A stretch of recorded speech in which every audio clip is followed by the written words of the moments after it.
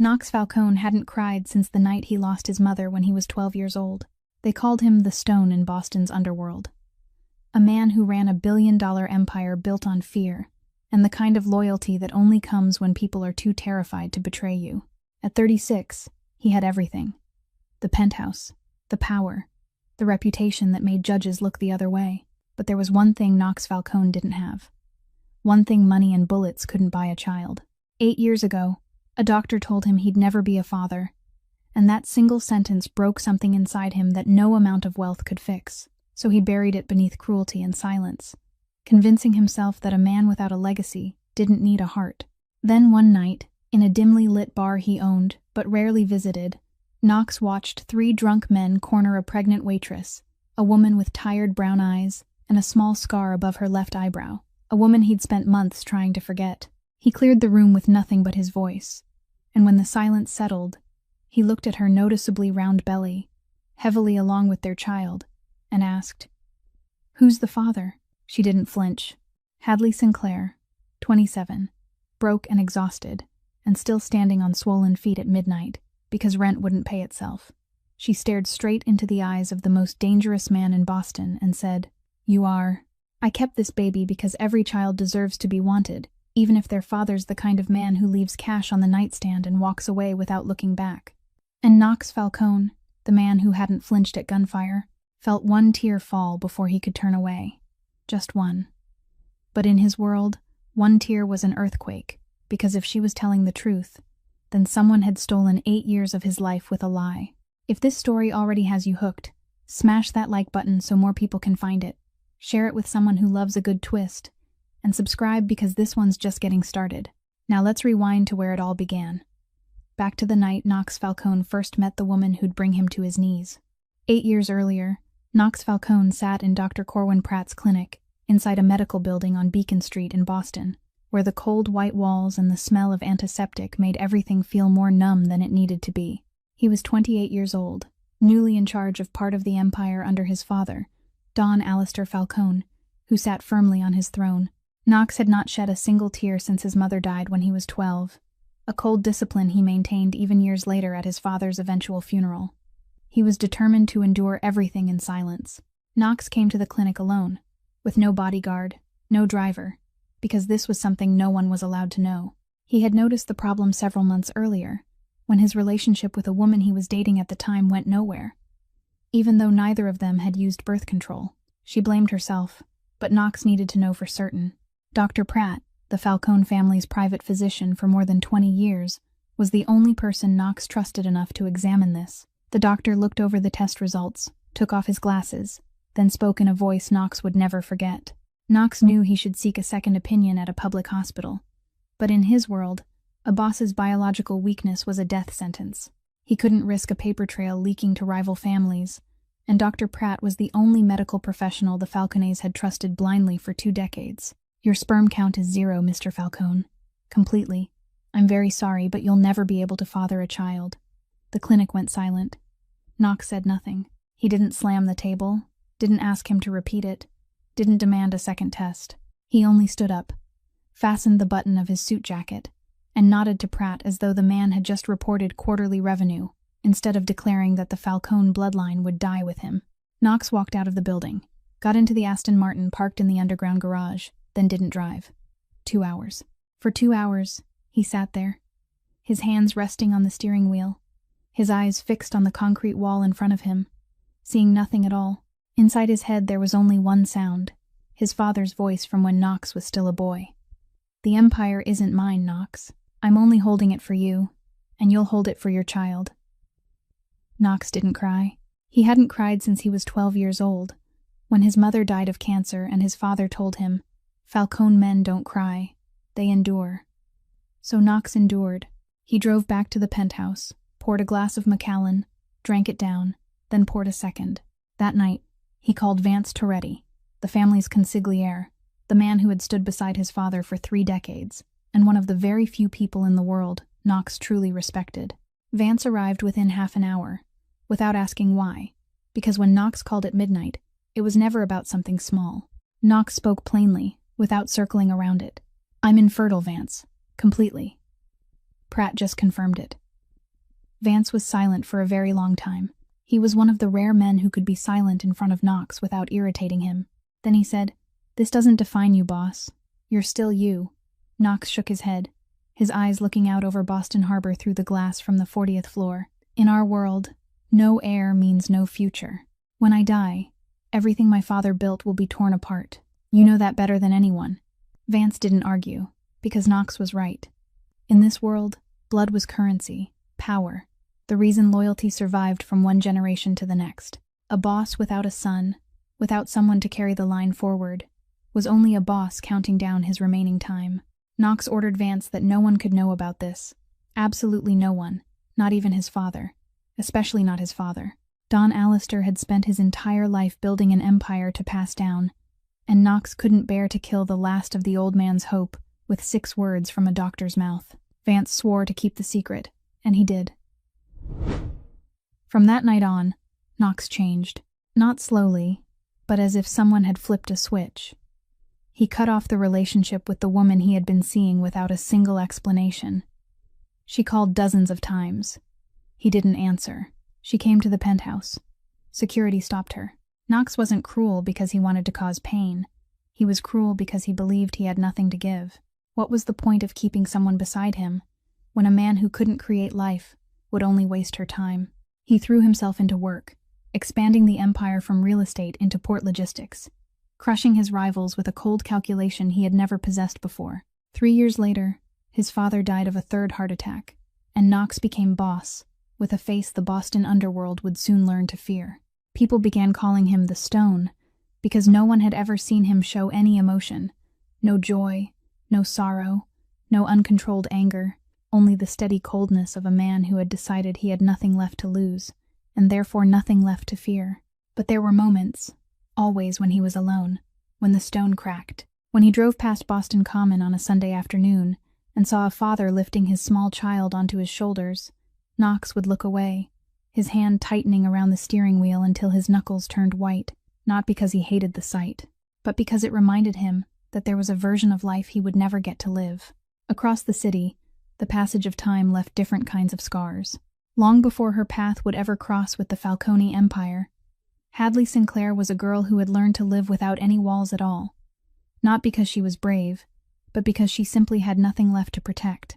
Hadley Sinclair didn't remember much about the night of the accident on Interstate 93, only that the snow had been falling so heavily the windshield wipers couldn't keep up, that her mother had been sitting in the front seat, singing along to the song on the radio, that her father had said, "Hold on tight, sweetheart," and then came the sound of metal grinding against metal, the silence, and the dark.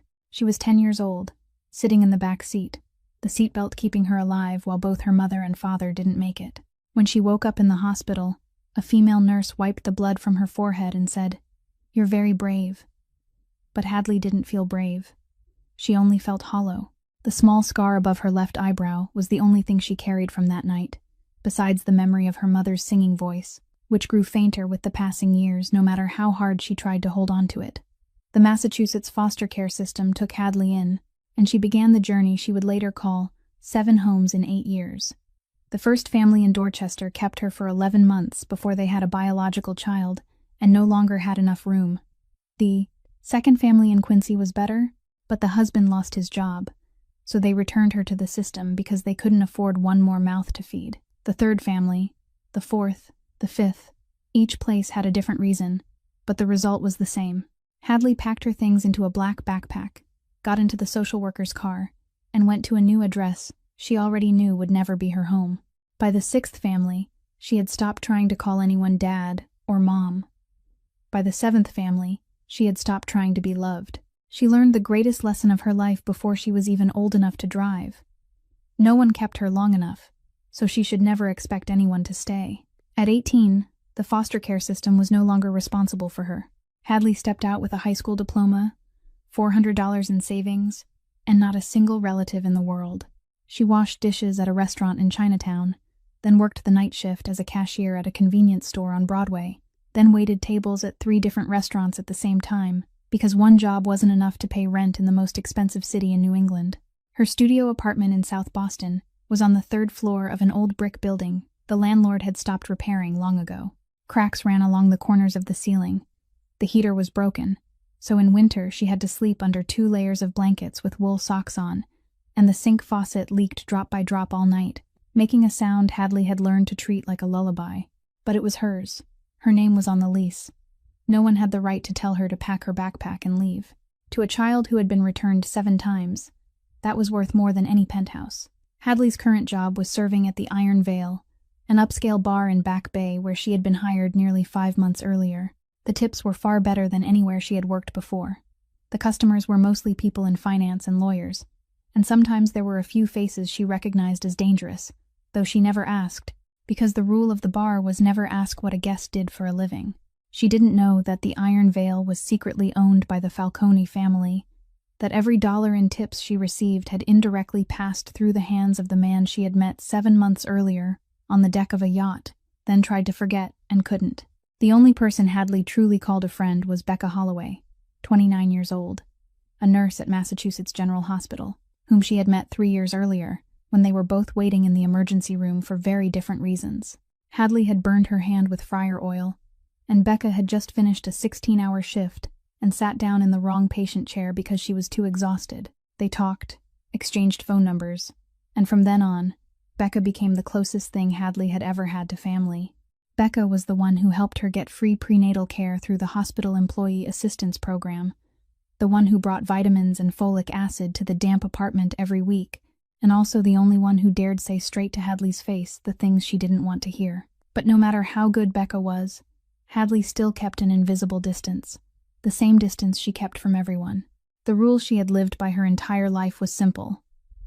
Don't expect anything from anyone, and don't owe anyone anything. Because every time she expected someone to stay, they left, and every time she owed someone, she lost a piece of herself. So Hadley Sinclair walked through life on her own 2 feet, only her own 2 feet, even when they were swollen and aching from standing for 8 hours every night, while her belly grew heavier with each passing day. 7 months before the night at the Iron Veil bar, before Hadley knew she was pregnant, before Knox knew the diagnosis of infertility was a lie, the two of them met for the first time on a yacht anchored in Boston Harbor. Falcone Enterprises held its charity fundraiser once a year, the kind of event where Boston's upper class came to pose for pictures with glasses of champagne and write checks so they could feel like good people, while Knox came because it was the legitimate face of the empire, and he needed to maintain it. Hadley took the serving shift that night through a staffing company she had signed up with for extra work after hours, $200 for 6 hours of carrying trays on a yacht. She had no idea who stood behind the event, and she didn't care, because $200 was half a month's rent. Most of the evening went exactly the way Hadley expected. 3-piece suits, evening gowns, artificial conversations about creating social impact, while hands lifted glasses of Moet. She carried trays, smiled politely, avoided the eyes of male guests who had drunk too much and had begun looking at her longer than necessary. Knox also spent most of the evening following the familiar script, shaking hands, exchanging business cards, nodding at flattery he had heard thousands of times before. But everything slipped off script when he saw a business partner, a real estate investor named Charles something, whom Knox didn't bother to remember, standing in the corner of the deck with his phone in front of him, FaceTiming with his young son. The child was about 3 years old, wearing dinosaur pajamas, saying, "I love you, Daddy. Good night, Daddy," in that lisping voice only children have. Charles laughed, blew a kiss at the screen, then turned back to the party as if there were nothing special about it. To him, it wasn't special. To Knox, it was as if someone had driven a knife into the center of his chest and turned it gently once. He left the crowd, took a bottle of Macallan from the bar, and went toward the rear deck, where there was no one but the sea wind and the sound of waves striking the hull. He poured the whiskey, drank, then stood there looking at the Boston skyline as though he were searching for the answer to a question he already knew had none. Hadley came out onto the rear deck about 40 minutes later. Her serving shift was almost over. Her feet hurt, and she needed 30 seconds of air without the smell of expensive perfume and swollen egos. She didn't see Knox standing in the darkness until she stepped through the doorway, slipped on the wooden floor damp from the night mist, and the tray in her hands tilted. Knox reached out and caught the tray before it could fall, the movement fast and precise, as if his reflexes had been sharpened by things far more dangerous than catching a tray of drinks. "Careful," he said, his voice not cold, but not warm either. only neutral in the way of a man who had forgotten how to speak normally to strangers. "Thank you," Hadley replied, regaining her balance before looking at him. In the dim light spilling out from the cabin, she saw a tall man with broad shoulders, gray-blue eyes, and something empty behind them, like a beautiful house no one lived in. "Are you hiding from the party?" she asked, not because she was curious, but because she was hiding too, and wanted to know she wasn't the only one.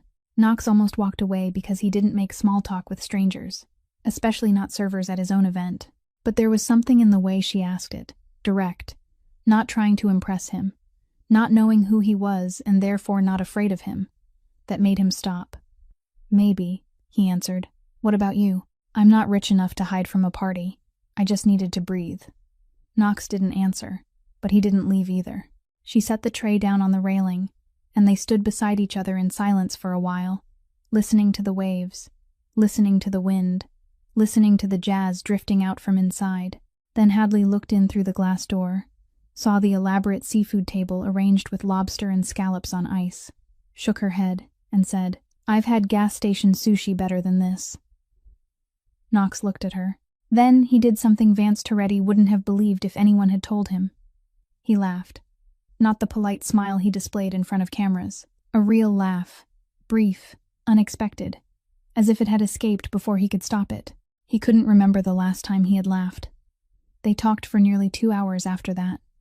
Neither asked what the other did for a living, what their full name was, where they lived. Knox only said Knox, and Hadley only said Hadley, and somehow the absence of all background information made the conversation feel more real than any conversation Knox had had in the last 10 years. She told him she liked reading books at the Boston Public Library on her days off, because it was warm and free. He told her he liked driving without a destination along the coastal stretch of Route 1A at 3 o'clock in the morning, because that was the only time he didn't have to be anyone. Neither of them realized they were describing the same thing: loneliness. When Hadley's shift ended and she had to leave, Knox didn't ask for her phone number. Hadley didn't wait for him to ask. They parted on the deck like two strangers who had accidentally been honest with each other before returning to their separate lives, and the story should have ended there if Hadley hadn't started working at the Iron Veil 2 weeks later.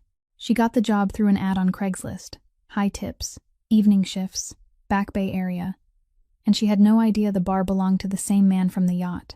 On her 3rd night working there, Knox walked in. He didn't come because of her. He came because Iron Veil was where he met with his captains every week. But when he saw her standing behind the bar, her hair tied up, wearing a black apron, the small scar above her left eyebrow that he had seen under the deck lights of the yacht, Knox stopped in the middle of the room as though the floor had just vanished beneath his feet. Their eyes met. Hadley recognized him instantly. No one said anything for 3 endless seconds. Then Knox sat down at the bar, ordered Macallan neat, and Hadley poured it for him, with a slight tremor in her hand, though she didn't understand why. That night, when her shift ended at 1 o'clock in the morning, Knox was still sitting there. He waited for her. He didn't say, "Come with me," didn't promise anything. He only stood, opened the door and held it for her to pass through, then looked at her with eyes Hadley would later describe to Becca as the eyes of a man drowning who doesn't want anyone to save him. She knew she should go home. She knew this wasn't wise. But Hadley Sinclair had lived 27 years by wisdom, and it had brought her nothing but a damp apartment and loneliness. So that night, she followed instinct instead of reason.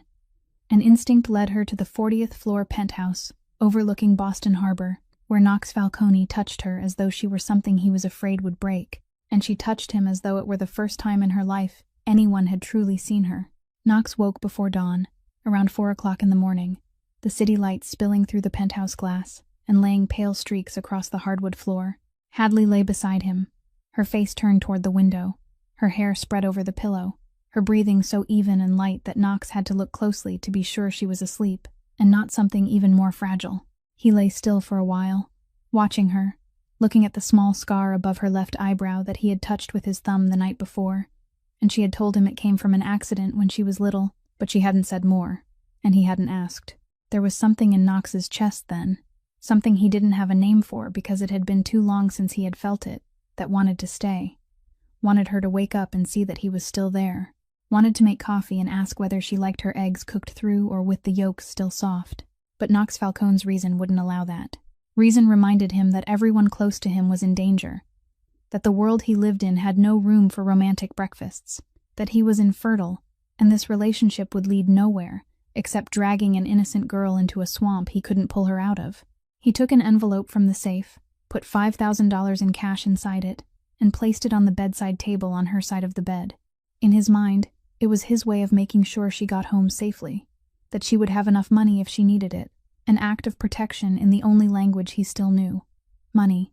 But Knox didn't realize that, from the other side of the bed, from the side of a girl whose childhood was defined by constant rejection and the sting of being tossed away like an unwanted package, that gesture was the cruelest insult he could have given without opening his mouth.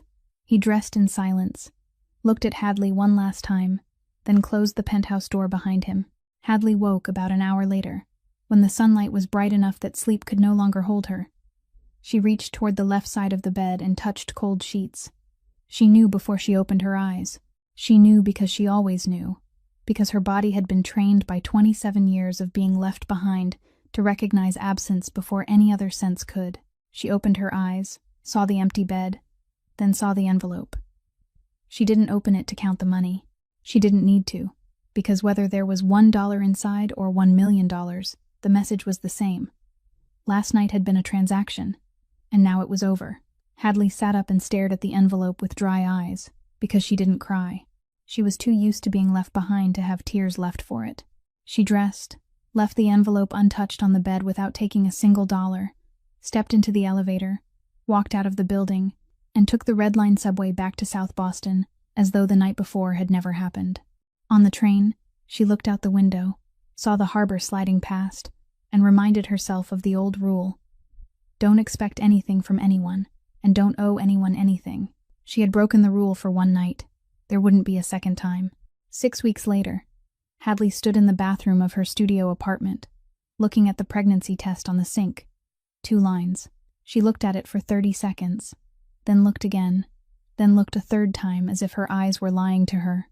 The 2 lines didn't disappear.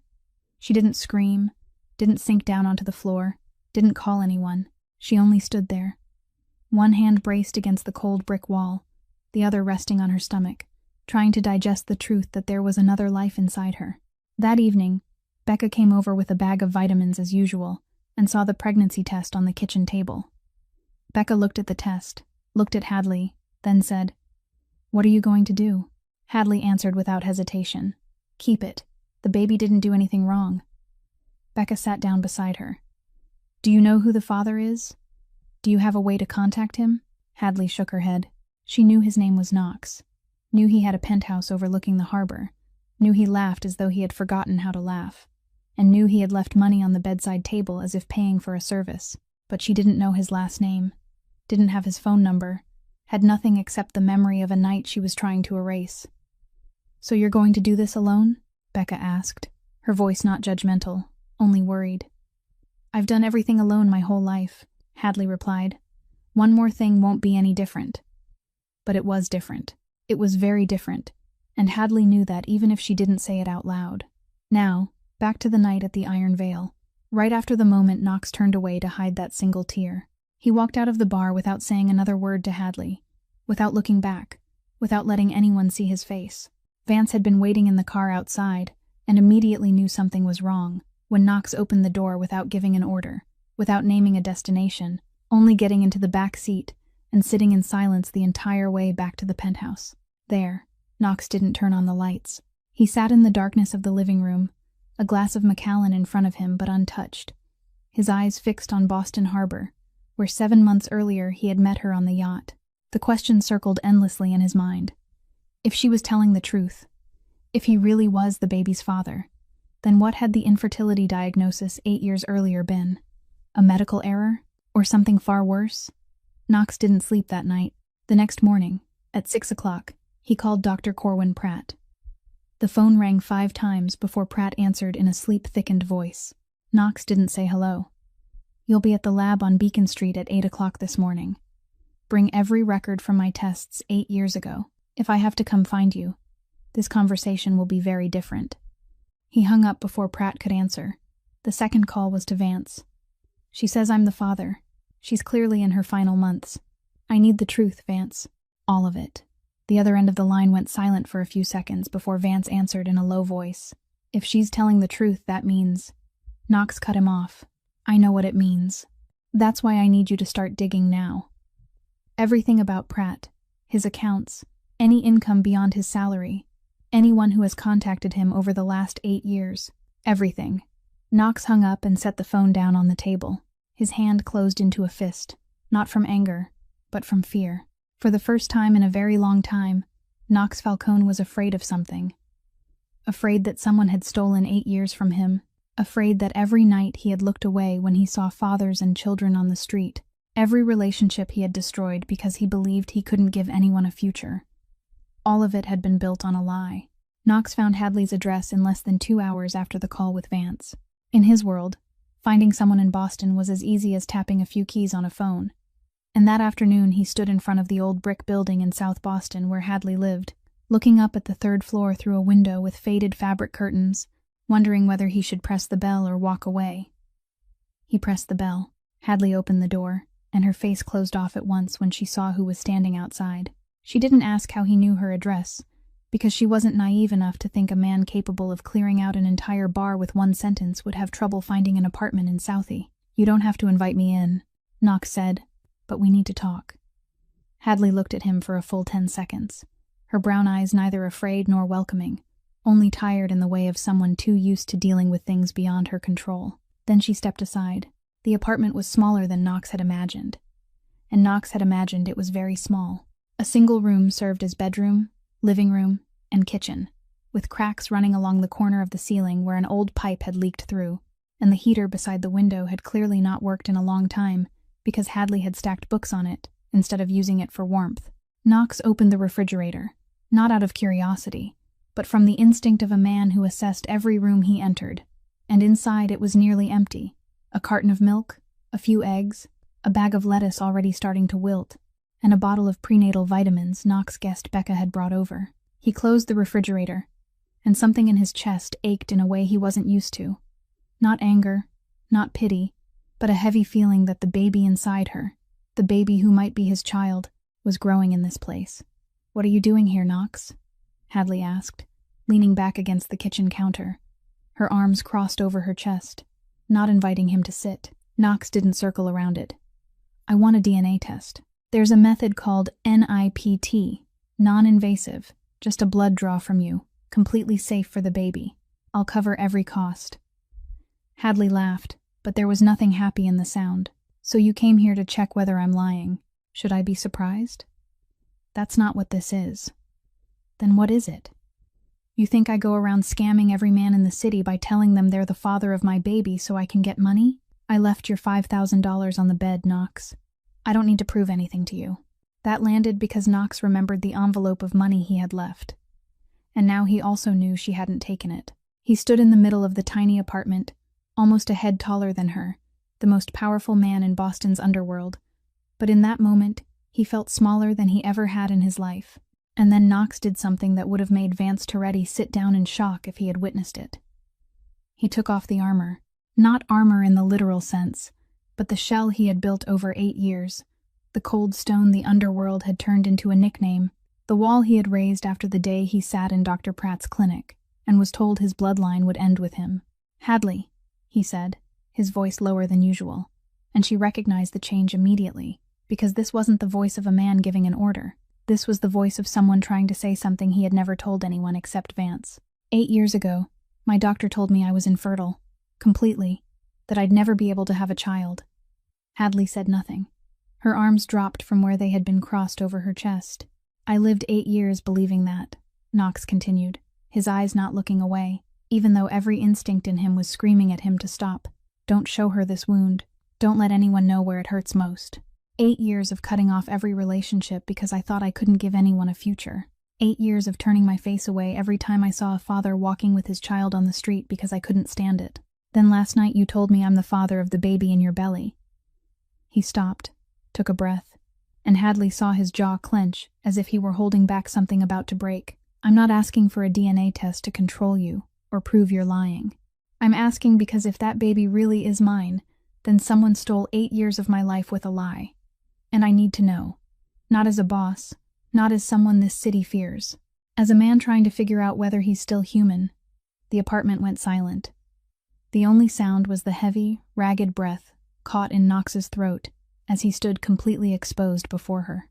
Hadley looked at Knox, and for the first time since seeing him again at the bar, she didn't see the stone. She didn't see the man who had left money on the bedside table and walked away. She saw a man in pain, truly in pain, the kind of pain she recognized at once because she carried something like it too. The pain of someone the world had told he wasn't enough, not enough to be kept, not enough to create life, not enough to deserve anything. Hadley didn't forgive him in that moment. She didn't forget the envelope of money, didn't forget the empty bed, didn't forget the 5 months she had faced pregnancy alone, while her feet swelled and her refrigerator sat empty. But she saw the pain in his eyes, and she, who had known pain since she was 10 years old, wasn't capable of turning her back on it, no matter who it belonged to. "I'll take the test," she said, her voice calm but clear. Knox lifted his head. "But not for you," Hadley went on. "Because the baby deserves to know the truth about who they are. They deserve a clear answer, instead of growing up with question marks the way I did. I'm doing it for the baby, not for you."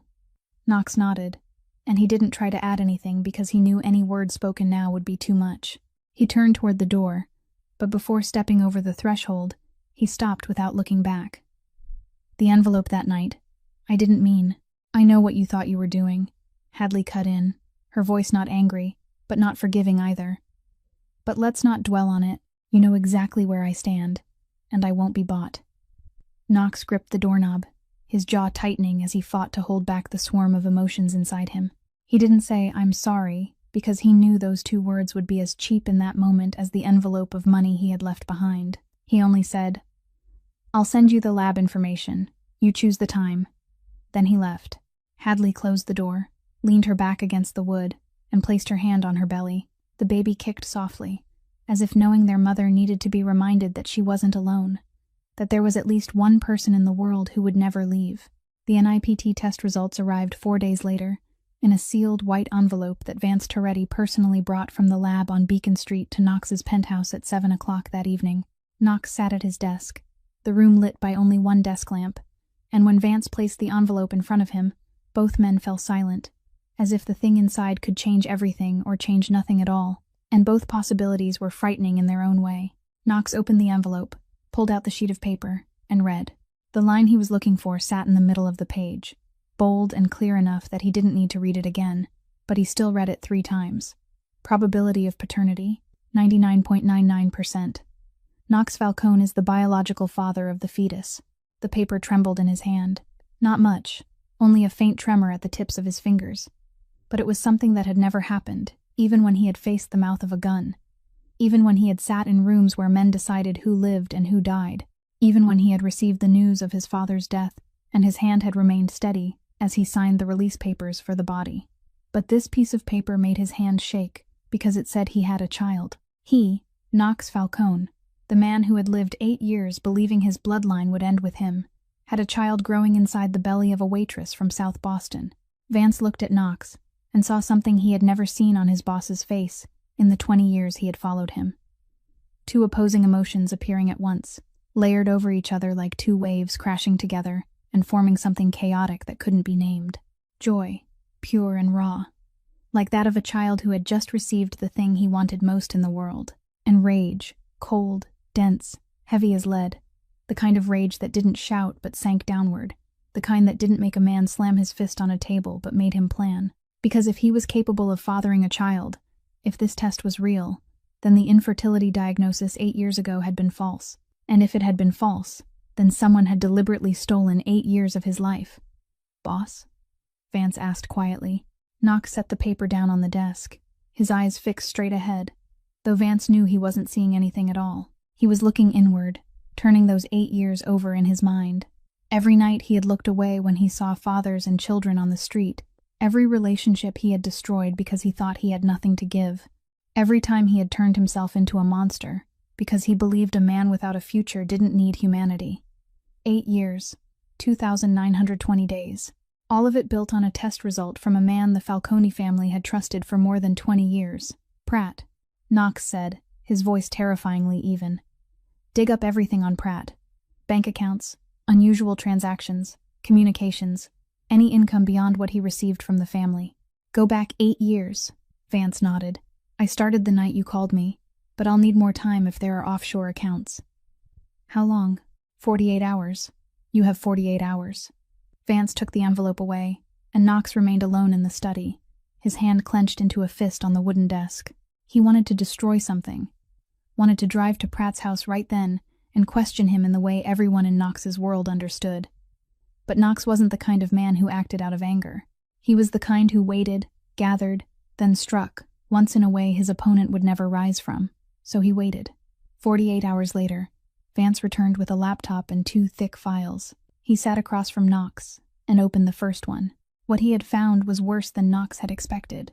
Beginning 8 years earlier, exactly 6 months after Dr. Corwin Pratt diagnosed Knox as infertile, an account in the Cayman Islands began transferring money into Pratt's personal account at a small bank in New Hampshire, regularly every 6 months, $50,000 each time, totaling $800,000 over 8 years.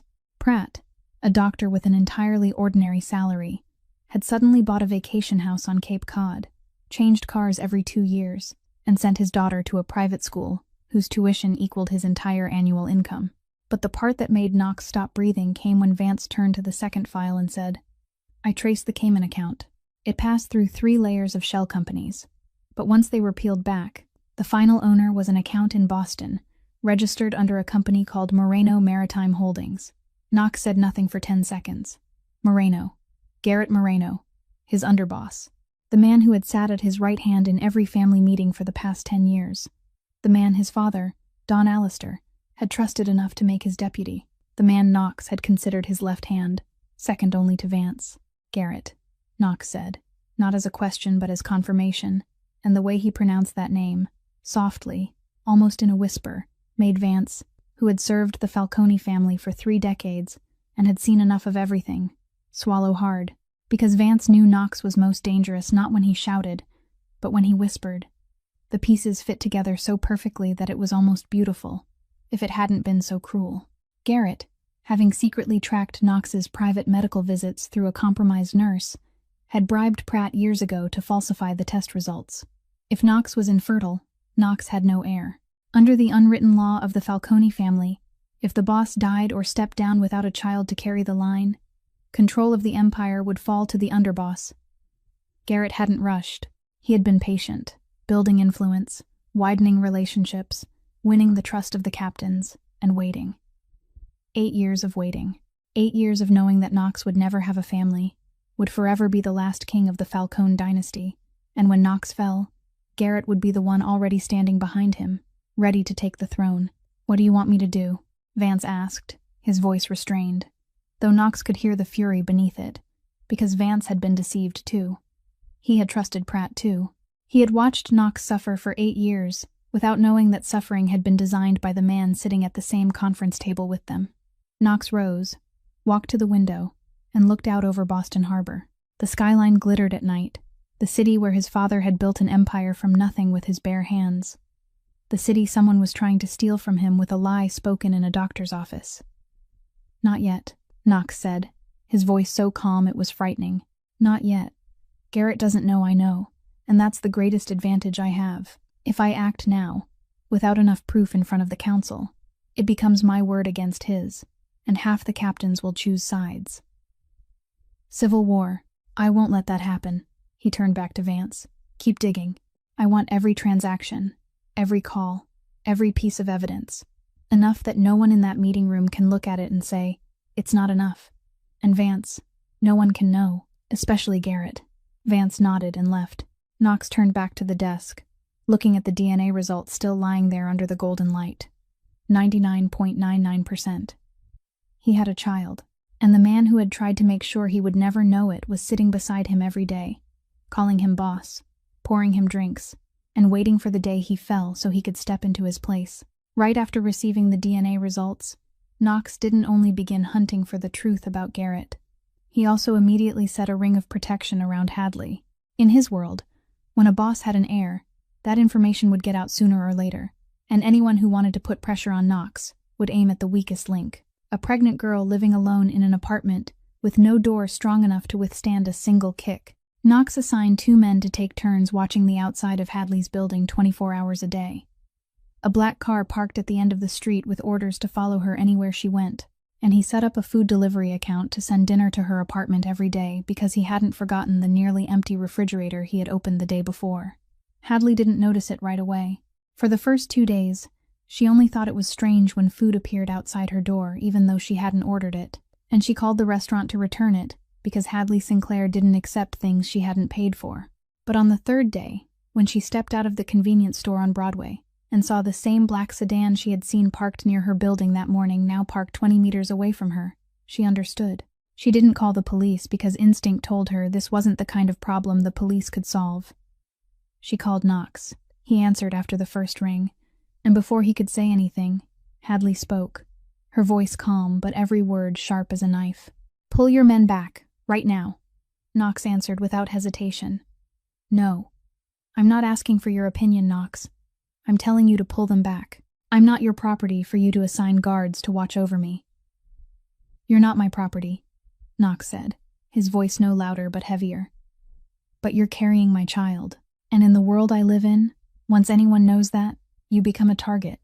Not because you're weak, but because that's how they attack me. I'm not protecting property, Hadley. I'm protecting people." The other end of the line went silent for 5 seconds. Then Hadley said, "I've lived alone since I was 18 without anyone watching my door. I know, and I'm not asking you to change that. I'm only asking you to let me make sure you can keep living alone safely." Hadley didn't agree, but she also didn't call back to demand it a second time. And the black sedan still parked at the end of the street every night. Knox knew that money and black cars weren't the things that would make Hadley trust him, because she had left $5,000 on his bed without taking a single dollar. She wasn't the kind of woman who could be bought. So the next afternoon, Knox came to her apartment unannounced, holding a brown paper bag. Hadley opened the door, looked at him, then looked at the bag with suspicion in her eyes. "Clam chowder," Knox said. "From Legal Seafoods on Long Wharf." Hadley said nothing, but she tilted her head slightly in a way Knox recognized as curiosity rather than refusal. So he went on. "On the yacht, you said you'd lived in Boston all these years and had never tried clam chowder. You remember that?" she asked, and something in her voice changed, only a little, so slight that Knox would have missed it if he weren't a man who survived by reading the smallest shifts on another person's face. She stepped aside and let him in. They sat on the apartment floor to eat, because Hadley had only one chair, and she didn't want Knox sitting in the chair while she sat on the bed, because that would create a kind of intimacy she wasn't ready for. The floor was safe, neutral, and clam chowder in paper bowls didn't demand any social grace. Knox ate slowly, not because he was used to eating slowly, but because he didn't want the evening to end quickly. Hadley asked him about his father, not about the empire or the money, but asked, "What kind of man was your father?" And Knox went silent for a while before saying his father was the only man in the world he had both loved and feared, that Don Alistair Falcone could hold his son in his arms in the morning and order punishment for a traitor in the afternoon without his heartbeat changing, that Knox had inherited the empire, but had never inherited the ability to live 2 lives at the same time the way his father had, so he had chosen to live only one, the cold life, because it was safer. Hadley listened without interrupting. Then, when Knox asked about her, she told him that the worst Christmas she had ever had was when she was 14 and living with her 5th foster family, when everyone in the house opened presents under the tree, and she sat on the stairs looking down because there wasn't a single gift with her name on it, not because they were cruel, but because they had forgotten, and sometimes being forgotten hurt more than being hated because at least being hated meant someone saw you. Knox didn't say "I'm sorry" because he knew she wasn't telling him so she could be pitied. He only said, "I see you, Hadley." And she didn't answer, but her eyes blinked faster than usual. Before Knox left that night, he told Hadley about the password. "Anyone I send to you will say a phrase so you'll know they're mine and not someone else. If anyone comes and can't say it, call me immediately and don't open the door." "What phrase?" Hadley asked. Knox looked at her, and for the first time she saw something almost like a smile flicker at the corner of his mouth. "Gas station sushi." Hadley stood still for a beat. Then she laughed. Not a loud laugh, only a small sound breaking from her throat, with the corner of her mouth lifting. but it was the first time she had laughed since Knox found her again at the Iron Veil, and maybe the first time in many months. "You remember that too?" she asked, repeating the exact same question she had asked when he brought the clam chowder. But this time her voice was different, softer, as if she were realizing that the man who had left money on the bedside table was also the man who remembered a ridiculous joke she had made at midnight on a yacht deck 7 months ago. "I remember everything about that night," Knox said. "That's the problem." He left, and Hadley closed the door, leaning her back against the wood just as she had the last time. But this time she didn't place her hand on her belly to remind herself she wasn't alone. This time she simply stood there and thought about the way Knox looked at her stomach whenever he was near. The look he thought she didn't see, but she saw all of it. A look that didn't belong to a man claiming ownership. Didn't belong to a man trying to control, but to someone witnessing a miracle he didn't believe he deserved. The next evening, Becca stopped by, saw the empty clam chowder container in the trash and the familiar black sedan outside the window, sat down beside Hadley, and said in her most direct voice, "Hadley, I'm saying this because I love you. Don't confuse protection with possession. He's mafia. The line between those two things is thinner for men like him than you think." Hadley looked at her friend and nodded because Becca was right. She knew Becca was right. But Becca hadn't seen what she had seen.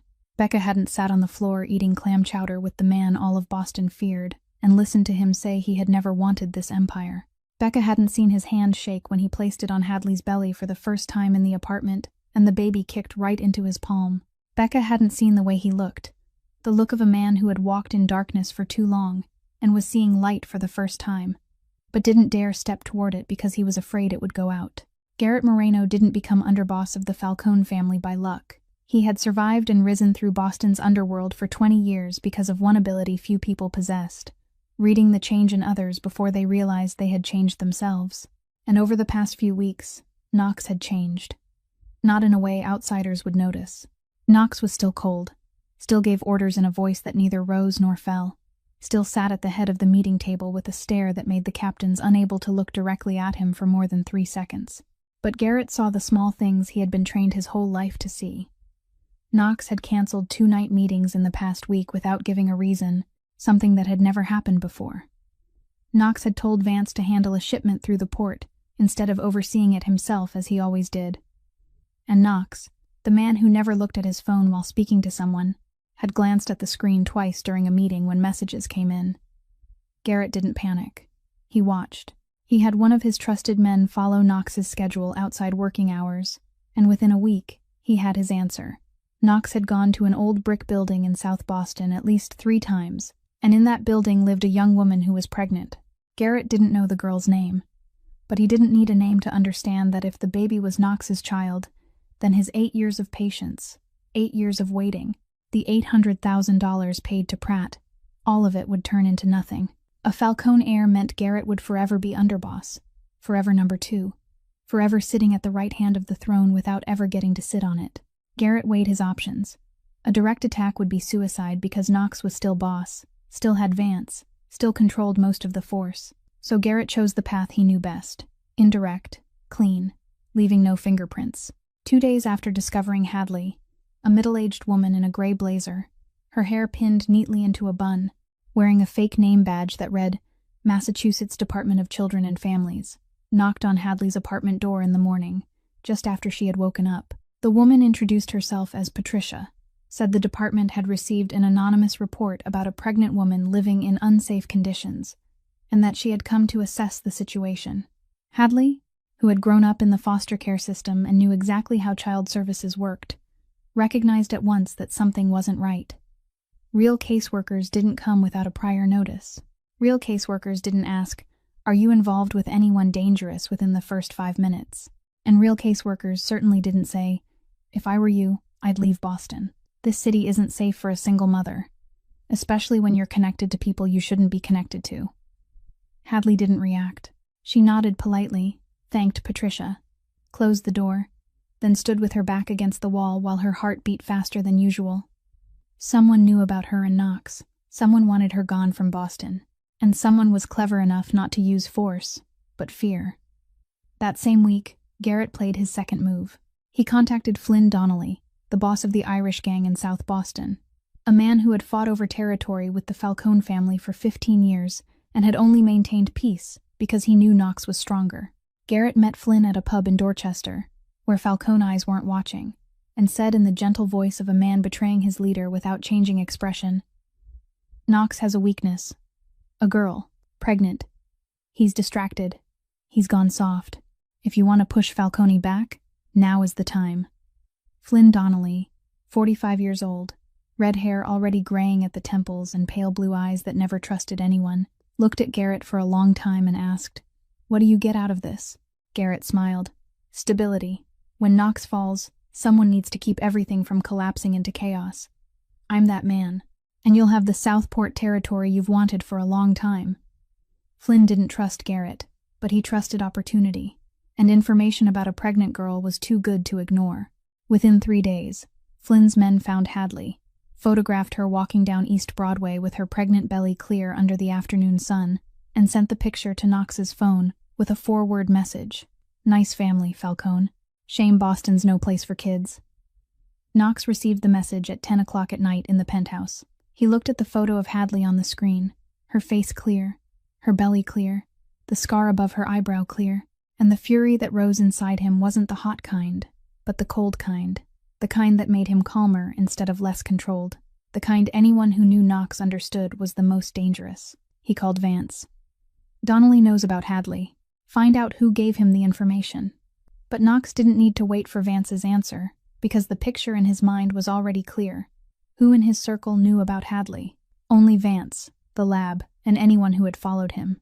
And who had a reason to destroy him from the inside? The man who had paid $800,000 to make sure he had no heir. The next night, Hadley called Knox.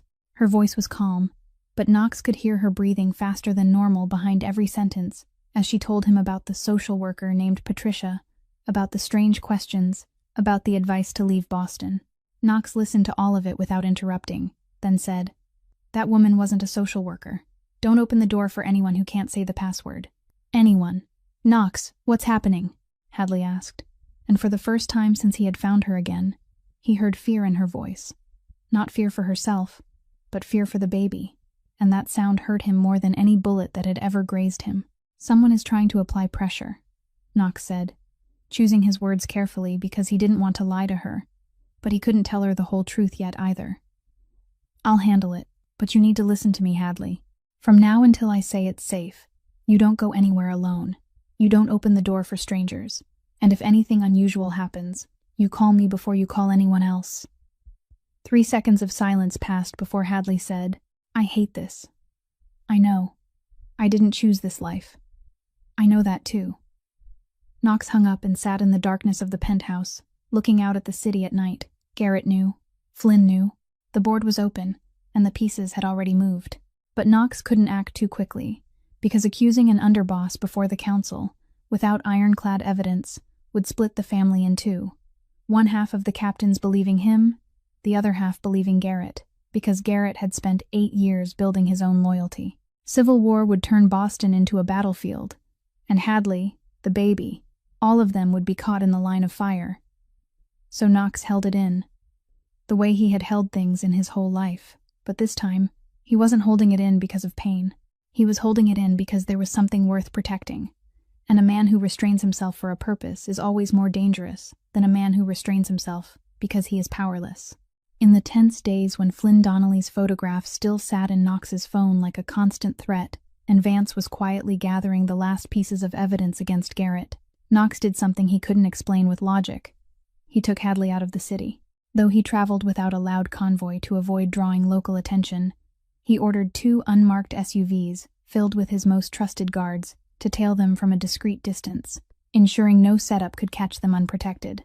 The old house stood in a Boston suburb, about 40 minutes southwest of downtown, on a quiet street in Milton, where white wooden fences and old maple trees shaded the sidewalk, as though time moved more slowly there than in the rest of the world. The house wasn't large, a 2-story colonial-style home, its white paint already yellowed with age, but the garden behind it was still cared for, even though Knox only hired people to cut the grass and water the plants, and never did it with his own hands. This was the old Falcone family home, before his father became wealthy and moved into the mansion, and the garden behind it was where his mother had once planted flowers, blue-purple hydrangeas along the fence, and red tulips in the round bed at the center of the yard, before she died of cancer when Knox was 12 years old. Knox didn't say much on the drive. Hadley sat in the passenger seat, watching the city slowly disappear in the rearview mirror, replaced by tree-lined suburban roads, and she didn't ask where they were going because she was beginning to learn that Knox spoke when he was ready, not when he was questioned. When the car stopped in front of the house, Hadley looked out and said, "This isn't the kind of place I imagined you'd own." Knox turned off the engine. "This is the house I grew up in, before everything changed." He led her into the back garden. It was a late autumn afternoon, sunlight slanting through the maple branches, golden leaves scattered over the grass, and the hydrangea bushes still holding on to a few last blooms that hadn't withered yet. Hadley stood in the middle of the garden, looked around, then looked at Knox with an expression he couldn't read, because it held too many things at once. "Your mother?" she asked softly, not because she knew, but because she could feel it. The way Knox stood in this garden was different from the way he stood anywhere else, his shoulders lower, his jaw not clenched, as if this were the only place on earth where he was allowed not to be the stone. Knox nodded. "She planted all of this. I was 12 when she died.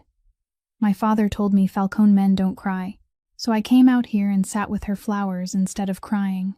He stopped, then added in a lower voice, "This is the only place I come when I need to remember that I used to be human." Hadley said nothing because sometimes silence was the truest answer, and she, who had lost her parents even younger than that, understood it better than most people. After that, Knox brought her inside the house, up to the second floor, and stopped before a bedroom door that he opened with a gentle push, as if he feared that whatever was inside might vanish if he used force. A nursery.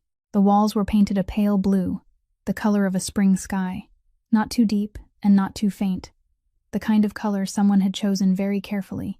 An oak crib stood beside the window overlooking the garden, simple but sturdy, the kind of crib made by hand rather than bought from a chain store. A mobile with stars and moons hung above it, not yet attached to the crib, still lying in its box on the wooden changing table of the same tone. On the shelf were several children's books, hard-covered and full of color, lined up neatly beside a small stuffed rabbit that Knox had clearly bought and then not known where to place properly, so he had left it temporarily on the shelf. Hadley stood at the threshold and didn't step inside right away. She looked at the room, looked at the crib, looked at the stuffed rabbit, then looked at Knox, standing beside her with the face of a man who had just revealed a secret larger than any offshore account or conspiracy, the secret that he hoped, that he had dared to hope enough to paint the walls and buy a crib, and choose books for a child whom, only a few weeks earlier, he hadn't even believed he could have. "You prepared all of this?" she asked, her voice barely more than a whisper. Knox didn't look at her. He looked at the crib. "I don't know if I deserve it. I don't know if you'll ever want your child near me. I don't know a lot of things, but I want to try, Hadley. For the first time in a very long time, I want to try something that has nothing to do with power or money." Hadley stepped into the room. She touched the side of the crib, feeling the grain of the wood beneath her fingers, then looked out the window at the hydrangea garden below, and understood why Knox had chosen this room instead of any room in the penthouse or the mansion. Because he wanted his child to wake up and see the garden of their grandmother. Because he wanted a thread between the mother he had lost and the child he was about to have. Because for a man who had lived 8 years believing he had no future, this room was the bravest thing he had ever done. She turned back to Knox. Then she did something she hadn't planned, hadn't thought through, hadn't weighed against the rules she had lived by her entire life. She took his hand, the large, rough hand, the hand she knew had done things she didn't want to think about, and placed it on her belly. "Wait," she whispered. Knox stood still, not breathing, not moving, his hand warm against the thin fabric of her shirt, and beneath it, 6.5 months of life was growing. Then the baby kicked. Hard, right into Knox's palm. He froze. His whole body went rigid as though he had just touched an electric current. But it wasn't pain. It was the complete opposite, something he had no word for because he had never felt it before. His child had just kicked against his hand. His child, life from him, was there. Real. Not a dream. Not a test result on paper with numbers. But a tiny kick into the palm that had held guns, signed orders of punishment, struck meeting tables, and was now trembling. His hand trembled. Knox Falcone, the Stone, the man all of Boston feared, stood in a pale blue nursery overlooking his mother's garden, and his hand shook on the belly of a bar waitress from South Boston. Then he cried, not a single tear like at the Iron Veil.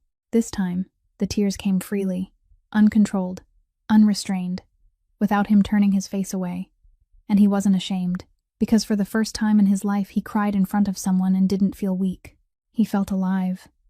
"They told me I'd never have this," he said, his voice breaking halfway through, his hand still resting on her belly.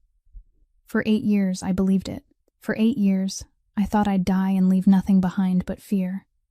Hadley looked at him, and her eyes were wet, not because she had forgiven everything, not because the envelope of money and the empty bed and 6 lonely months had vanished, but because she was looking at a man crying because, for the first time, he had been allowed to touch the very thing he thought he would never have, and she, who had grown up without a family, knew exactly what that felt like. "And yet it's still here," she said, her voice soft but steady, her hand covering his on her belly. "It's still here, Knox." He looked at her. She looked at him. The room was silent except for the whisper of maple leaves outside the window. Then Knox bent down and kissed her. Slow, gentle, entirely different from the night in the penthouse 7 months earlier. That night had been fire, instinct, 2 lonely people searching for something to fill the emptiness. This kiss wasn't fire. It was what came after the fire had gone out, and the ashes had cooled, when 2 people saw each other truly in the daylight, with every scar and every crack exposed, and still chose to step closer. Hadley didn't pull away. She kissed him back, her hand still holding his on her belly, and the baby kicked again as if it knew too, as if it were telling them both that it was here. It was real, and from now on no one was allowed to forget that. The afternoon after the day at the Milton house, Knox brought Hadley back to the Falcone mansion on Beacon Hill, instead of letting her return to her South Boston apartment. The mansion sat at the top of the hill, a 3-story red brick federal-style house with tall windows and a cast-iron fence surrounding the front garden, the kind of place that, from the outside, looked like the home of a wealthy lawyer or a Harvard professor, but inside had a 16-camera surveillance system, steel doors hidden behind wood paneling, and a safe room beneath the basement that Don Allister had built 20 years earlier. Knox assigned 4 men to rotate guard duty, 2 outside the gate and 2 inside the house, and ordered that no one entered or left without direct approval from him or Vance. Hadley walked into the mansion, looked around the marble hallway and the oil paintings on the walls, each one, she guessed, worth more than her rent for an entire year, then turned to Knox and said in a flat voice, though every word was heavy as lead, "I didn't sign up for this life, Knox. I didn't sign up for armed guards, iron doors, and being locked inside someone else's house." Knox stood beside her and didn't touch her, because he had learned that Hadley needed space when she was angry, and he had already given her more than enough reasons to be angry. "I didn't sign up for this life either, Hadley. I was born into it. But I'll make sure our child doesn't live in this world the way I did." Hadley looked at him for a long time, then said nothing more. She went up the stairs into the room the housekeeper indicated, closed the door, and Knox understood that she accepted not because she agreed, but because she was smart enough to know that the photograph Flynn had sent wasn't an empty threat, and the baby in her belly mattered more than both of their pride. That night, after making sure Hadley was safe inside the mansion, Knox sat with Vance in the first-floor study and began carrying out the move he had been calculating for days, a false information trap. Inside the Falcone family, there were 3 lieutenants in charge of 3 different operations. One managed the North Harbor shipping route, one managed logistics through the regional airport, and one handled the southern warehouses. All 3 reported to Garrett before the information moved up to Knox. Knox called each man privately on the same night, each call 30 minutes apart, and gave each one a different version of the same major shipment coming through the port. To the first lieutenant, Knox said the shipment would pass through Conley Terminal on Friday, and the cargo was electronics from a partner in Newark. To the second lieutenant, Knox said the shipment would pass through Black Falcon on Saturday, and the cargo was auto parts from a supplier in Baltimore.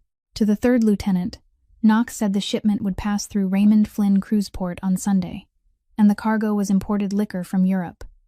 3 entirely different versions. None of them knew what the others had been told, and Knox gave all 3 the same clear order. "This only goes to Garrett so he can arrange security. No one else." Then Knox waited. 48 hours. Vance had a man inside Flynn Donnelly's network, a low-level foot soldier whose loyalty Vance had bought 3 years earlier, for exactly one purpose: listening. And 48 hours after Knox set out the 3 pieces of bait, Vance's man reported back. Flynn Donnelly had just sent men to Raymond Flynn Cruiseport, preparing for an imported European liquor shipment on Sunday. Raymond Flynn Cruiseport, European liquor, Sunday. The version Knox had given to the 3rd lieutenant, the one who reported directly to Garrett. Knox sat across from Vance, and the two of them looked at each other in silence for 5 seconds. The kind of silence that, between 2 men who had been together for 20 years, needed no words to confirm what they both already knew. "Confirmed," Vance said, his voice low and heavy. "Garrett." Knox nodded once, then stood. He walked to the window and looked out at Beacon Hill at night, quiet and still. And when he turned back, his voice was calm in the way Vance knew was most dangerous. "Call Frankie Valenti. Tell him I need him at the mansion tomorrow afternoon. Tell him it's a family matter, and I need an elder to witness it." Vance didn't ask why, because he understood. Under the unwritten law of this world, when a boss accused an underboss in front of the captains, an elder needed to witness it so the judgment would be considered legitimate.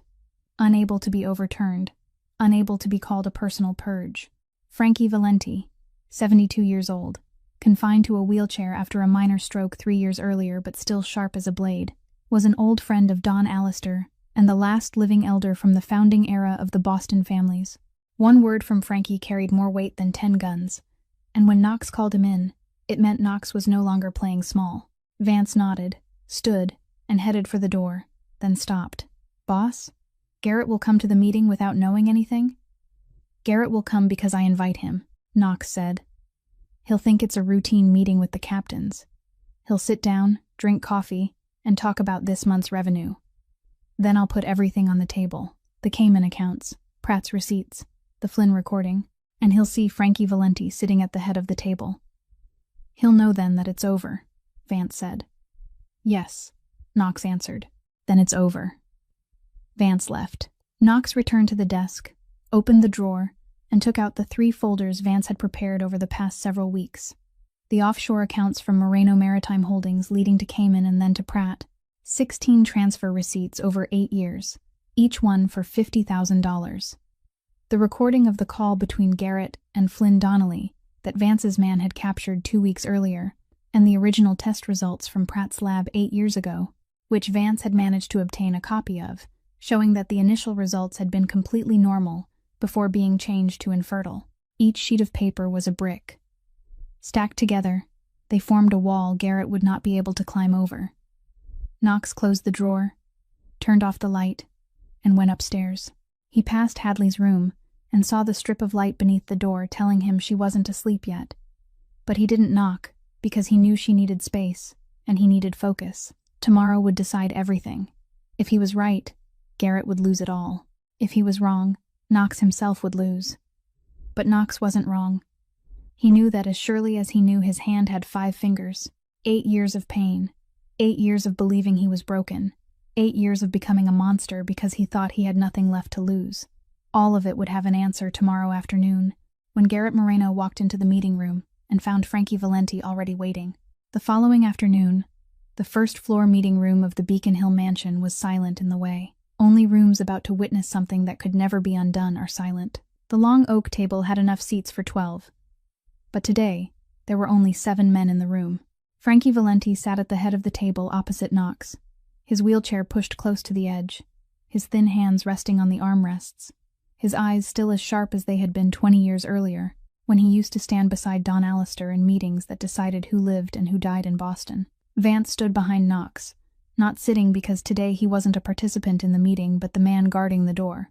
3 captains sat along both sides of the table, each of them having received a private call from Knox that morning, with only one sentence: "Be there at 3 o'clock. Don't ask why." They arrived on time because when Knox said "don't ask," no one asked. Garrett Moreno walked in at 5 minutes to 3, wearing a gray suit, a dark blue tie, and the confident stride of a man who had sat in the number 2 chair for 10 years and believed he would soon sit in the number 1 chair. He saw the captains, saw Vance, saw Knox, all of it normal. Then he saw Frankie Valenti, and his steps slowed by half a beat, only half a beat. But Knox saw it, and Vance saw it too. Garrett quickly recovered his composure, nodded to Frankie, then sat down in the chair to Knox's right as he always did. "Expanded meeting?" Garrett asked, his voice normal, though his eyes flicked toward Frankie once more. Knox didn't answer that question.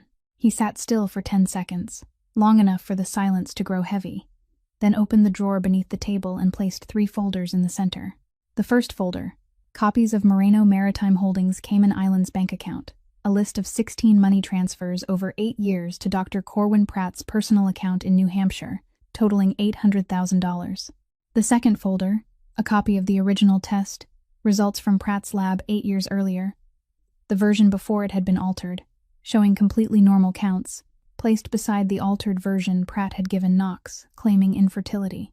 The third folder, a transcript of a call between a phone number registered under Garrett Moreno's name and a number belonging to Flynn Donnelly, recorded 2 weeks earlier at a pub in Dorchester, in which Garrett clearly said, "Knox has a weakness. A girl. Pregnant." Knox pushed the 3 folders toward Garrett. Not a word. Garrett looked down at the papers, and in that moment Knox saw the exact instant Garrett understood. Not shock, not fear, but the quick, machine-like calculation of a man weighing whether any exit still remained. He turned a few pages, his eyes scanning the numbers and lines of text, then stopped at the transcript of the call with Flynn. The meeting room was so quiet they could hear the wall clock ticking forward 1 second at a time. The captains didn't understand what was happening yet, but they understood the air, and the air at that moment smelled like an ending. "Garrett," Knox said, his voice no louder than normal conversation, yet every word fell into the silence like stone into water. "8 years ago, you bribed Pratt to falsify my test results. You paid him $50,000 every 6 months for 8 years to make sure I believed I was infertile. You did it because if I had no heir, the Falcone empire would fall to the underboss when I died. To you." Garrett didn't deny it. He sat still for 3 seconds, then lifted his head, and what disgusted Knox most wasn't the lie, but the calm on Garrett's face when he answered. "You didn't have an heir, Knox. 8 years ago, you didn't, and no one thought you ever would. I did what had to be done to protect the family. If you died without a child to carry the line, everything Don Allister built would be torn apart in a week. I protected the family from that chaos." "You protected yourself?" Knox said, his voice still even, but his eyes were not, because his eyes now held something Garrett had never seen there before, something Knox had never allowed to show: pain. "You stole 8 years of my life. You made me believe I was broken, that I was lacking, that I didn't deserve a family. Every relationship I destroyed, every night I turned my face away when I saw fathers and children on the street, every time I turned myself into something less than human, because I thought a man without a future didn't need a heart. All of it, because of you." Knox stopped, and when he spoke again, his voice broke slightly on the last word in a way no one in that room except Vance had ever heard. "You took the one thing no one has the right to take from another person: hope." The meeting room fell breathlessly silent. The captains understood now, the pieces dropping into place on their faces one by one, and the way they looked at Garrett changed from colleague to something close to revulsion. Frankie Valenti, who had sat still from the beginning of the meeting and listened to every word without missing a syllable, spoke then. His voice was rough with age but heavy as iron. "Garrett Moreno, I sat beside Don Allister Falcone for 30 years. I watched him build this empire with his 2 hands and his blood. He gave you the position of deputy because he trusted you, and you used that trust to betray his son." Frankie paused, his eyes fixed on Garrett without blinking. "You betrayed blood. In the old days, you wouldn't leave this room alive, but these days," he turned to Knox. "The boss decides."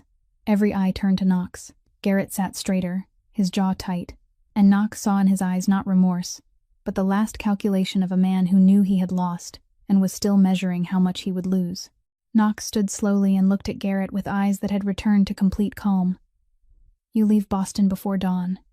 Accounts frozen, properties seized, communications cut. If I hear your name within 500 miles of this city, there won't be a second conversation." Garrett said nothing for 5 long seconds. Then he stood, buttoned his suit jacket with a hand Knox noticed was trembling slightly, even though Garrett tried to hide it, and walked out of the room without looking back. No one saw him off. No one said another word until his footsteps disappeared down the hallway, and the sound of the front door closing rang through the mansion. Frankie looked at Knox. "You have more restraint than your father. Don Alistair wouldn't have let him walk out on 2 feet. Knox replied, "My father didn't have a child about to be born. I do, and I want my child to grow up knowing her father solved things with truth, not bullets." Frankie nodded once, slowly, and in the old man's eyes Knox saw something close to the respect he had once given Don Alistair a very long time ago. The following week, Knox handed Dr. Corwin Pratt's entire medical fraud file to attorneys so they could forward it to federal authorities. Pratt had his medical license revoked, faced criminal proceedings for medical fraud and conspiracy, and the Cape Cod vacation house he had bought with Garrett's money was seized.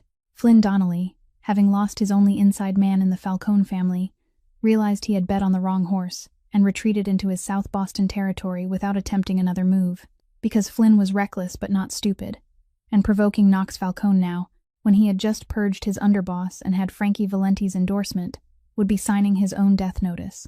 That night, Knox went up to the 2nd floor of the mansion, past Hadley's room, and this time he knocked. She opened the door, looked at him, and without his needing to say anything, she knew, because his face was different, not relieved and not happy, but something heavy he had been carrying for weeks was no longer there. "It's over," he said. Hadley nodded. She didn't ask what was over because she didn't want to know the details. She only needed to know that whoever had sent a fake social worker to her door, and whoever had taken her picture on the street, wouldn't do it again. "And the doctor?" she asked, because she knew about Pratt. Knox had told her that afternoon at the Milton house when he had taken off his armor for the first time. "The law will handle him," Knox answered. "Not me." Hadley looked at him for a long time, then did something she hadn't done once since stepping into this mansion. She reached out and took his hand.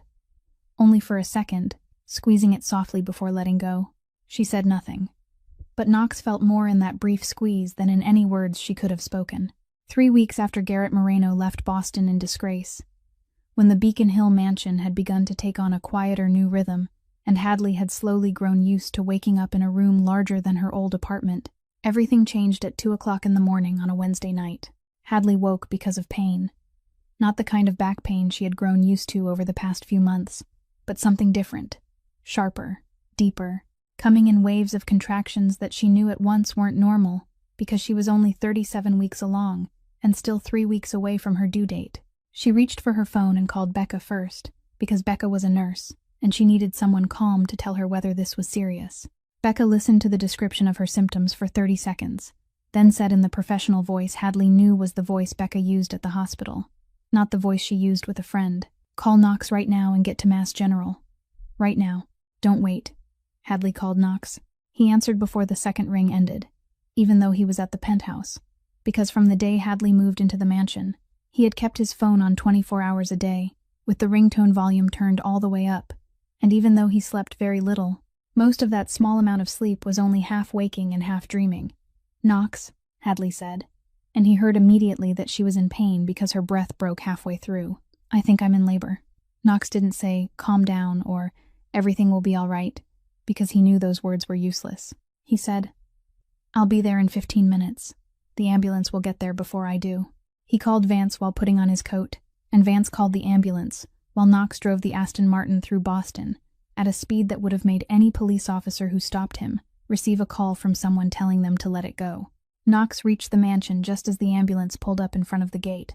Hadley was lifted onto a stretcher, her face pale but her eyes still open, one hand gripping the side rail, and when she saw Knox step in, she didn't say anything, but her hand reached for him, and he took it, holding it the whole way to Massachusetts General Hospital, while the paramedics checked the fetal heartbeat and spoke to one another in medical terms. Knox didn't fully understand, though he understood enough when he heard one of them say, "The cord may be around the neck," and everything inside him froze. In the obstetric emergency room at Mass General, the doctor on call performed an ultrasound and confirmed it.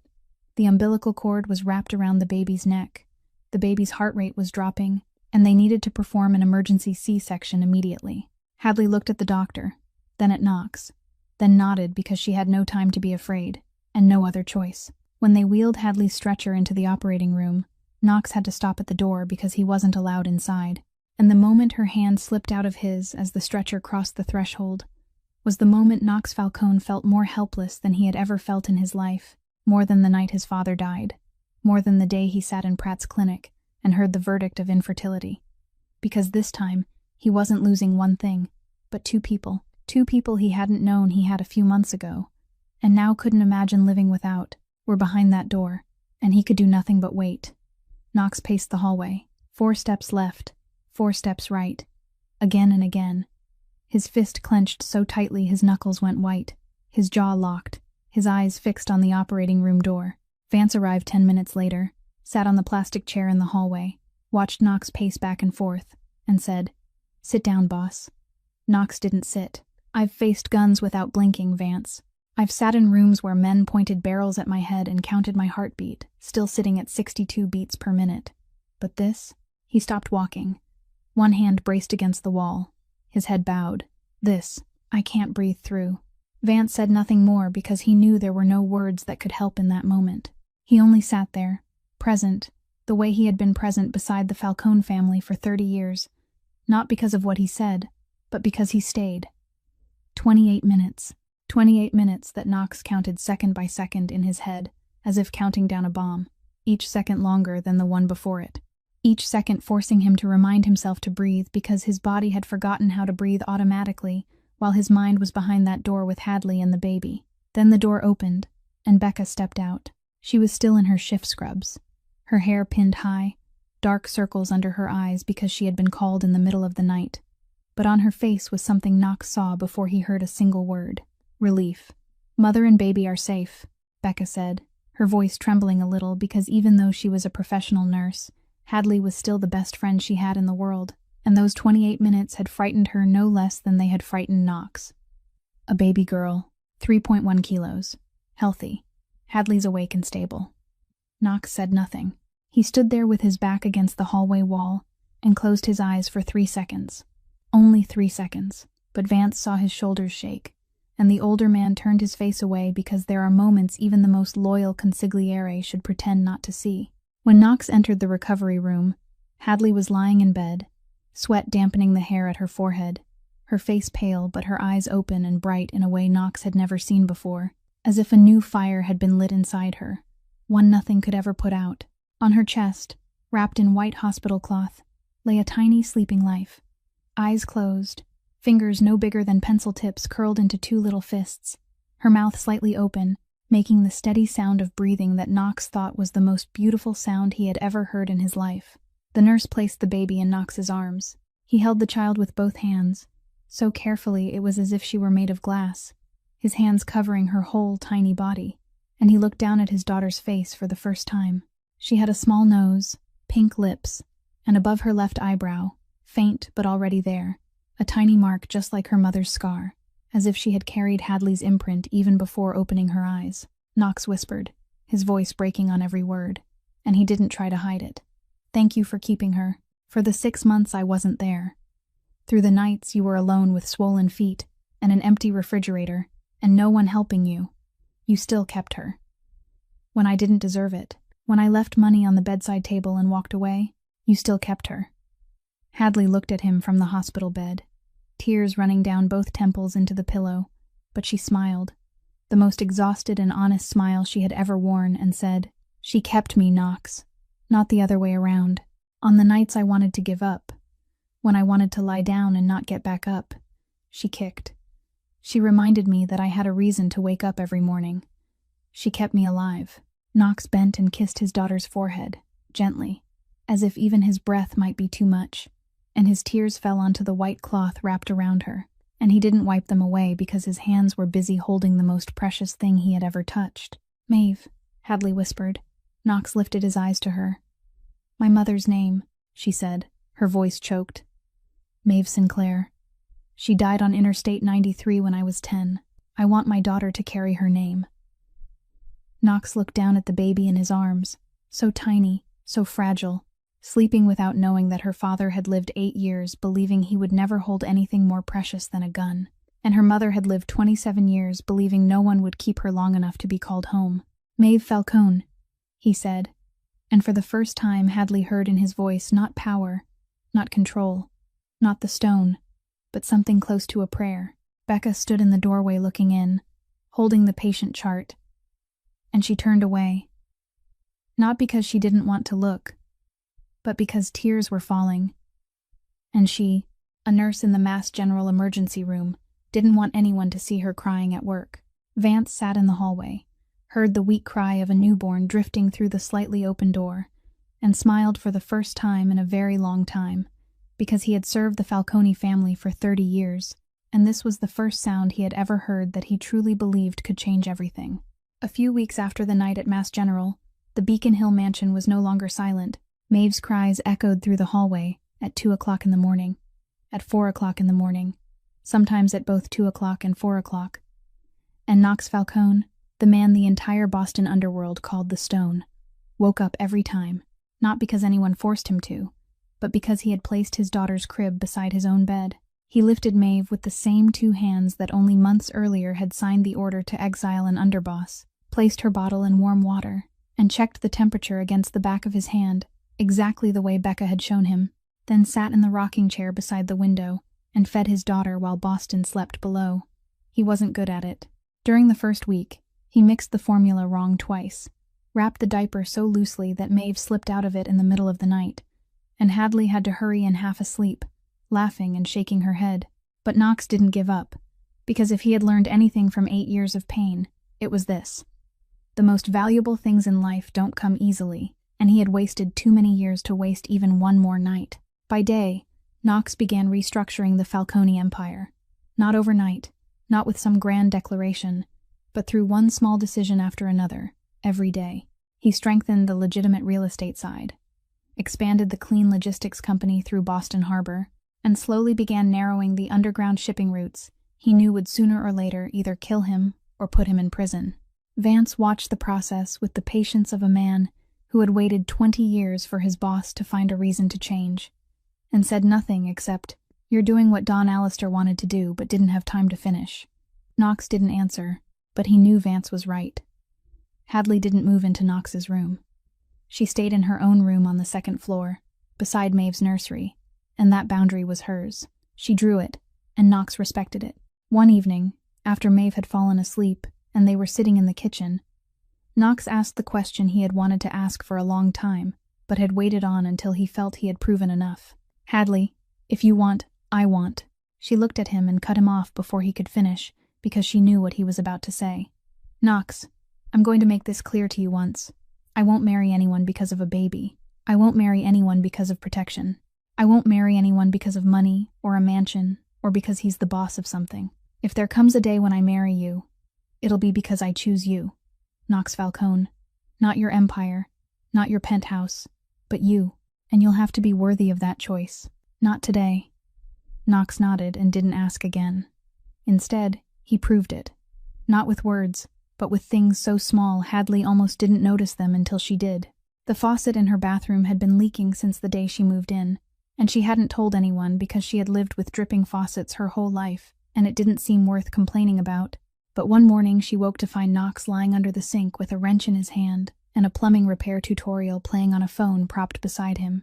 He, a man who could hire 50 plumbers with one phone call, was fixing the faucet himself because he understood that Hadley didn't need someone to pay other people to repair things. She needed someone who cared enough to do it with his own hands. He learned to cook from a beginner's cookbook Becca had bought him as a joke, though Knox didn't treat it like a joke. The first meal he made for Hadley was pasta with garlic butter sauce, simple enough to be almost funny for a man who owned restaurants. But Hadley finished the whole plate and said nothing, only looked at him with eyes Knox was beginning to learn how to read, and in them he saw something she hadn't spoken aloud yet, but that was slowly taking shape. One night, about 3 weeks after Maeve was born, Knox stood by the nursery window holding his daughter and looking out over Boston. The city glittered below, the harbor, the skyline, the buildings he owned or controlled, the empire his father had built and he had preserved. All of it spread beneath his feet, like a map of power. But Knox wasn't looking at the city. He was looking at Maeve. She slept in his arms, her mouth slightly open, her tiny hand holding his pinky finger and refusing to let go even in sleep. And Knox whispered, his voice only loud enough for himself to hear, or so he thought. "Your father used to be the man this city feared. I built everything with coldness, because I thought I had nothing to lose. But you taught me something no one else ever could. The bravest thing isn't being afraid of nothing. The bravest thing is being afraid of losing you. Afraid of losing your mother. Afraid of losing the nights feeding you a bottle at 3 o'clock in the morning. Afraid of losing your cries. Afraid of losing every tiny thing I didn't even know I needed a few months ago. And still choosing to love, even knowing that love is the thing that makes me weakest. He stopped, kissed Maeve's forehead, then added, but this kind of weakness, I wouldn't trade it for any kind of strength. Knox didn't know Hadley was standing at the nursery door. She had come because she heard Maeve fussing through the baby monitor, but by the time she arrived, Knox had already lifted their daughter, so she stood at the threshold and heard every word. She didn't step inside. She only stood there, her shoulder leaning against the doorframe, and smiled. This smile was different from every other smile Hadley Sinclair had ever worn. On the yacht, she had smiled because of a joke. In the apartment, she had smiled because of the password, gas station sushi. At the Milton house, she had smiled through tears. But tonight's smile, in the hallway of the Beacon Hill mansion, as she listened to the father of her daughter whisper to their sleeping baby, was the first smile in Hadley's 27 years of life that carried no sorrow with it. No fear that it would be taken away. No doubt that it wasn't real. It was simply a smile, whole and complete. The smile of someone who, for the first time, believed she was allowed to keep something beautiful. The next morning, Knox sat down at the first-floor desk, where he had sat through thousands of meetings and made thousands of decisions. On the desk was a framed photograph of his father, Don Alistair Falcone, taken 20 years earlier, wearing a suit, eyes sharp, the face of a man who had built an empire from nothing. Knox opened the drawer and took out a small photograph of Maeve, only a few days old, sleeping in the oak crib at the Milton house, the afternoon sunlight falling through the window onto her tiny face. He placed the photo beside his father's. 2 legacies, one built by fear and power, one built by a little girl's kick against her father's palm in a pale blue room. Knox didn't know whether he deserved this second chance. He didn't know whether Hadley would ever choose him.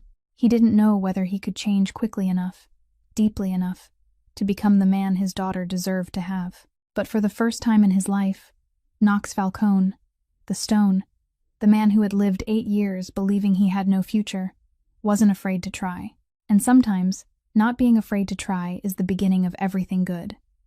Thank you for staying with us until the final minute of this story. This wasn't only a story about a mafia boss or an orphaned girl, but a story about what happens when 2 people who both believe they don't deserve to be loved find each other in the darkest night of their lives.